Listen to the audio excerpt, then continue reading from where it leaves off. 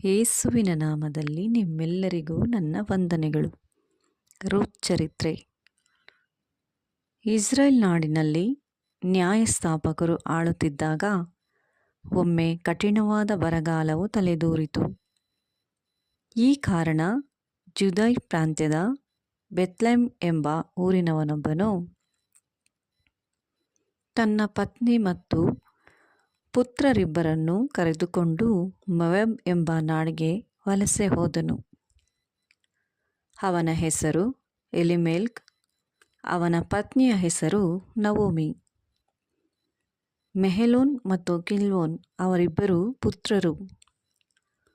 ಇವರು ಇಸ್ರಾಯೇಲ್ ವಂಶದ ಎಫ್ರಾತ ಕುಲಕ್ಕೆ ಸೇರಿದವರು, ಬೆತ್ಲೆಹೇಮಿನವರು. ಇವರು ಮೊವಾಬ್ ನಾಡಿನಲ್ಲಿ ವಾಸಿಸುತ್ತಿದ್ದಾಗ ಎಲಿಮೆಲ್ಕನು ಮರಣ ಹೊಂದಿದನು. ಇದಾದ ನಂತರ ವಿಧವೆಯಾದ ನವೋಮಿ ಇಬ್ಬರು ಗಂಡು ಮಕ್ಕಳು ಅಲ್ಲೇ ಉಳಿದರು. ಹುಡುಗರು ಇಬ್ಬರು ಮೊವಾಬ್ ಹುಡುಗಿಯರ ವಿವಾಹ ಆದರು. ಒಬ್ಬಳ ಹೆಸರು ಒರ್ಫಾ ಮತ್ತು ಇನ್ನೊಬ್ಬಳ ಹೆಸರು ರೂತ್. ಅವರು ಅಲ್ಲೇ 10 ವರ್ಷಗಳ ಕಾಲ ವಾಸ ಮಾಡಿದ ನಂತರ ಮೆಹಲೋನ್ ಮತ್ತು ಕಿಲ್ಯೋನ್ ಸಹ ತೀರಿ ಹೋದರು. ಹೀಗೆ ನವೋಮಿ ತನ್ನ ಪತಿಯನ್ನು, ಇಬ್ಬರ ಮಕ್ಕಳನ್ನು ಕಳೆದುಕೊಂಡು ಒಬ್ಬಂಟಿಗಳಾದಳು. ಸರ್ವೇಶ್ವರ ಸ್ವಾಮಿ ಅನುಗ್ರಹದಿಂದ ತನ್ನ ನಾಡಿನಲ್ಲಿ ಒಳ್ಳೆಯ ಮಳೆ ಬೆಳೆಗಳಾಗಿವೆ ಎಂಬ ಸಮಾಚಾರ ಮೊವಾಬ್ ನಾಡಿನಲ್ಲಿದ್ದ ನವೋಮಿಗೆ ತಿಳಿದು ಬಂದಿತು. ಸರ್ವೇಶ್ವರ ನಿಮಗೂ ಹಾಗೇ ಒಳಿತನ್ನು ಮಾಡಲಿ, ನೀವಿಬ್ಬರೂ ಪುನಃ ಮದುವೆಯಾಗಿ ಸುಖವಾಗಿರುವಂತೆ ಅನುಗ್ರಹಿಸಲಿ ಎಂದು ಹರಸಿದಳು. ಅವರು ಇದನ್ನು ಕೇಳಿ ಇನ್ನೂ ಹೆಚ್ಚಾಗಿ ಅತ್ತರು. ಆನಂತರ ಒರ್ಫಾ ಅತ್ತೆಗೆ ಮುತ್ತಿಟ್ಟು ತನ್ನ ಮನೆಗೆ ಹಿಂದಿರುಗಿ ಹೋದಳು. ಅದಕ್ಕೆ ರೂತಳು, ನಿಮ್ಮನ್ನು ಬಿಟ್ಟು ಹೋಗುವಂತೆ ಒತ್ತಾಯಪಡಿಸಬೇಡಿ. ನೀವು ಎಲ್ಲಿಗೆ ಹೋದರೂ ನಾನು ಅಲ್ಲಿಗೆ ಬರುತ್ತೇನೆ. ನೀವು ಎಲ್ಲಿಯೇ ವಾಸಿಸಿದರೂ ನಾನು ಅಲ್ಲಿಯೇ ವಾಸಿಸುತ್ತೇನೆ. ನಿಮ್ಮ ಜನರೇ ನನ್ನ ಜನರು, ನಿಮ್ಮ ದೇವರೇ ನನ್ನ ದೇವರು. ನೀವು ಸಾಯುವಲ್ಲೇ ನಾನು ಸಾಯುವೆನು. ನಾನು ನಿಮ್ಮನ್ನು ಬಿಟ್ಟು ಇರಲಾರೆ. ಇಲ್ಲದಿದ್ದರೆ ಸರ್ವೇಶ್ವರ ನನಗೆ ತಕ್ಕ ದಂಡನೆಯನ್ನು ವಿಧಿಸಲಿ ಎಂದು ಬೇಡಿಕೊಂಡಳು. ಹಾಗೆಯೇ ಪ್ರಯಾಣವನ್ನು ಮುಂದುವರೆಸಿ ಅವರಿಬ್ಬರು ಬೆತ್ಲೆಹೇಮನ್ನು ತಲುಪಿದರು. ಅವರು ಊರಿಗೆ ಹಿಂದಿರುಗಿ ಬಂದ ಮೇಲೆ ಜನರಲ್ಲಿ ಕುತೂಹಲ ಮೂಡಿತು.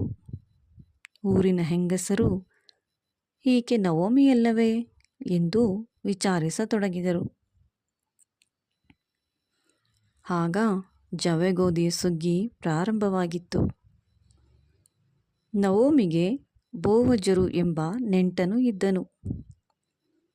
ಅವನು ಐಶ್ವರ್ಯವಂತ ಮತ್ತು ಒಬ್ಬ ಗಣ್ಯ ವ್ಯಕ್ತಿ. ರೂತಳು ನವೋಮಿಗೆ, ನಾನು ಹೊಲಗಳಿಗೆ ಹೋಗಿ ತೆನೆಗಳನ್ನು ಆಯ್ದುಕೊಂಡು ಬರಲೇ? ಇದಕ್ಕೆ ಯಾರಾದರೂ ನನಗೆ ನೆರವಾಗಬಹುದು ಎಂದು ಕೇಳಿದಳು. ನವೋಮಿ, ಹೋಗಿ ಬಾ ಮಗಳೇ ಎಂದು ಅಪ್ಪಣೆ ಕೊಟ್ಟಳು. ರೂತಳು ಕೊಯ್ಯುವವರ ಹಿಂದೆ ಹೋಗುತ್ತಾ ಅಲ್ಲಲ್ಲಿ ಬಿದ್ದ ತೆನೆಗಳನ್ನು ಆಯ್ದುಕೊಳ್ಳುತ್ತಿದ್ದಳು. ದೇವರ ದಯೆಯಿಂದ ಅದು ನೆಂಟನಾದ ಬೋವಜನದ ಹೊಲವಾಗಿತ್ತು. ಬೋವಜನು ಬೆತ್ಲೆಹೇಮಿನಿಂದ ಅಲ್ಲಿಗೆ ಬಂದನು. ಅವನು, ಸರ್ವೇಶ್ವರನ ಸ್ವಾಮಿಯು ನಿಮ್ಮೊಡನೆ ಇರಲಿ ಎಂದು ಕೆಲಸದಾಳುಗಳನ್ನು ವಂದಿಸಿದನು. ಅದಕ್ಕೆ ಅವರು, ಸರ್ವೇಶ್ವರ ನಿಮ್ಮನ್ನು ಹರಸಲಿ ಎಂದು ಹೇಳಿದರು. ಬೋವಜನು ತನ್ನ ಸೇವಕನನ್ನು ಕರೆದು, ಇವಳು ಯಾವ ಮನೆಯ ಹೆಣ್ಣು ಮಗಳು ಎಂದು ಕೇಳಿದನು. ಅದಕ್ಕೆ ಆ ಸೇವಕ, ಇವಳು ಮೊವಾಬ್ ದೇಶದವಳು, ನವೋಮಿಯ ಸಂಗಡ ಜೊತೆ ಬಂದವಳು.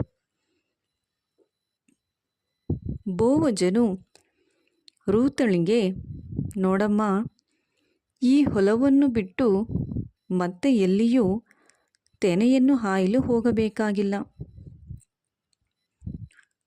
ನನ್ನ ಹೆಣ್ಣಾಳುಗಳನ್ನು ಜೊತೆಯಲ್ಲಿಯೇ ಇದ್ದು ಅವರು ಎಲ್ಲಿ ಪೈರು ಕೊಯ್ಯುತ್ತಾರೋ ಅವರ ಹಿಂದೆಯೇ ಹೋಗು, ತೆನೆಗಳನ್ನು ಹಾರಿಸಿಕೊ.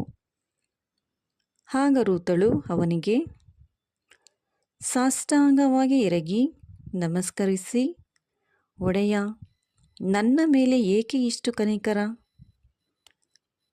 ಪರದೇಶಿಯಾದ ನನಗೆ ತಾವಿಷ್ಟು ದಯೆ ತೋರಿಸುವುದೇಕೆ ಎಂದಳು.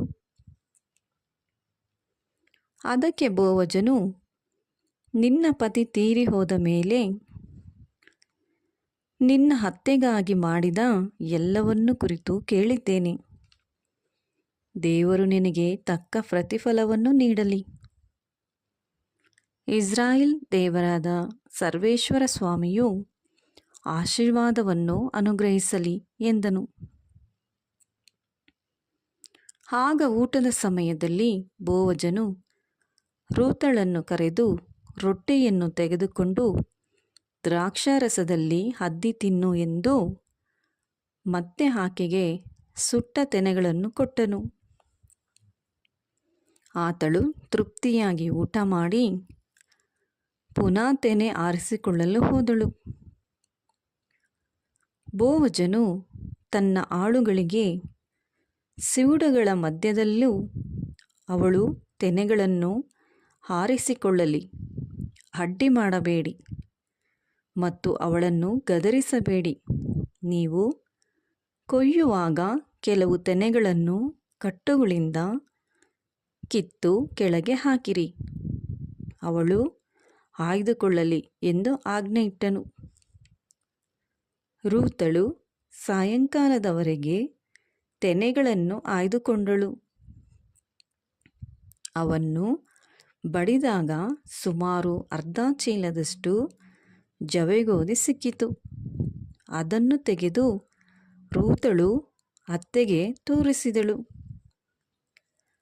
ಆಗ ಅತ್ತೆ, ನವೋಮಿ, ನೀನು ಯಾರ ಹೊಲದಲ್ಲಿ ಕೆಲಸ ಮಾಡಿದೆ ಎಂದು ಕೇಳಿದಳು. ಅವನಿಗೆ ಶುಭವಾಗಲಿ ಎಂದಳು. ರೂತಳು ಅದಕ್ಕೆ, ನಾನು ಕೆಲಸ ಮಾಡಿದ ಹೊಲ ಬೋವಜನದು ಎಂದು ಹೇಳಿದಳು. ಅದಕ್ಕೆ ನವೋಮಿ, ಅವರು ನಮ್ಮ ಹತ್ತಿರದ ಸಂಬಂಧಿಕರು ಎಂದು ಹೇಳಿದಳು.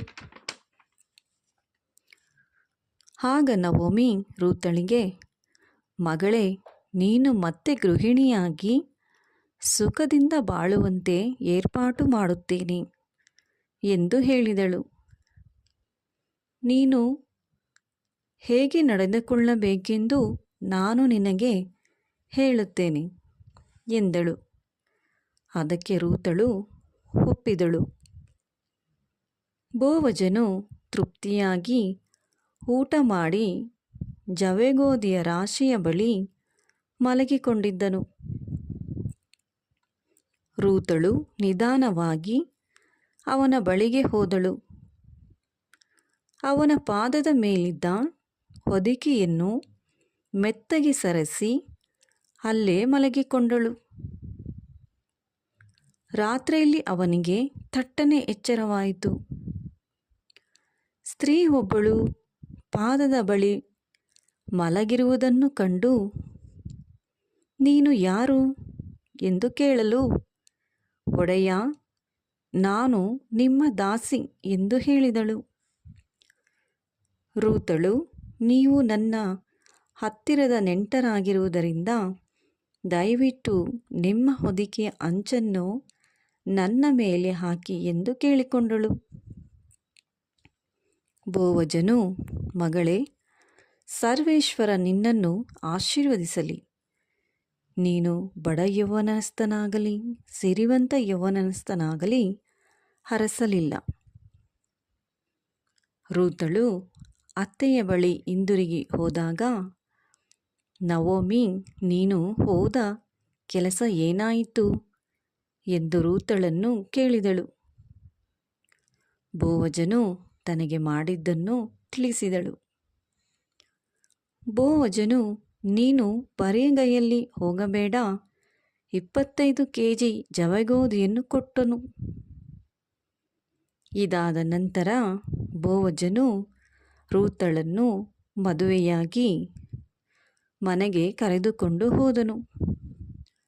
ಸರ್ವೇಶ್ವರ ಸ್ವಾಮಿಯ ಅನುಗ್ರಹದಿಂದ ಆಕೆ ಗರ್ಭಿಣಿಯಾಗಿ ಒಬ್ಬ ಮಗನನ್ನು ಹೆತ್ತಳು. ಊರಿನ ಮಹಿಳೆಯರು ನವೋಮಿಗೆ, ಸರ್ವೇಶ್ವರ ಸ್ವಾಮಿಗೆ ಸ್ತುತಿ ಸ್ತೋತ್ರ, ನಿನಗೊಬ್ಬ ವಂಶೋದ್ಧಾರಕನನ್ನು ಅನುಗ್ರಹಿಸಿದ ಇಸ್ರಾಯೇಲ್ ನಾಡಿನಲ್ಲಿ ಹಾಗೂ ಮಗು ಮಹಾವ್ಯಕ್ತಿಯಾಗಿ ಅವನು ನಿನಗೆ ನವಚೈತನ್ಯವನ್ನು ಕೊಟ್ಟು ವೃದ್ಧಾಪ್ಯದಲ್ಲಿ ನಿನಗೆ ಸಂರಕ್ಷಣೆಯನ್ನು ನೀಡುವನು. ಸಪ್ತ ಕುವರರಿಗಿಂತ ನಿನಗೆ ಮೆಚ್ಚುಗೆ ಆದ ನಿನ್ನ ಪ್ರೀತಿಯ ಸೊಸೆ ಈ ಮಗುವನ್ನು ನಿನಗೆ ಕೊಟ್ಟಿದ್ದಾಳೆ ಎಂದು ಹರಸಿದರು. ಆಗ ಮಗುವಿಗೆ ಓಬೇದ್ ಎಂದು ಹೆಸರಿಟ್ಟರು. ಇವನೇ ಜೆಸ್ಸಿಯನ ತಂದೆ, ದಾವೀದನ ತಾತ. ಹೌದು ಪ್ರಿಯರೇ, ಹೀಗೆ ಈ ರೀತಿಯಾಗಿ ರೂತಳು ಸರ್ವೇಶ್ವರನ ದಯೆಯಿಂದ ಆಶೀರ್ವಾದಿತ ಹೊಂದುತ್ತಾಳೆ. ದೇವರು ಕೂಡ ನಿಮ್ಮನ್ನು ಆಶೀರ್ವದಿಸಲಿ. ಆಮೆನ್.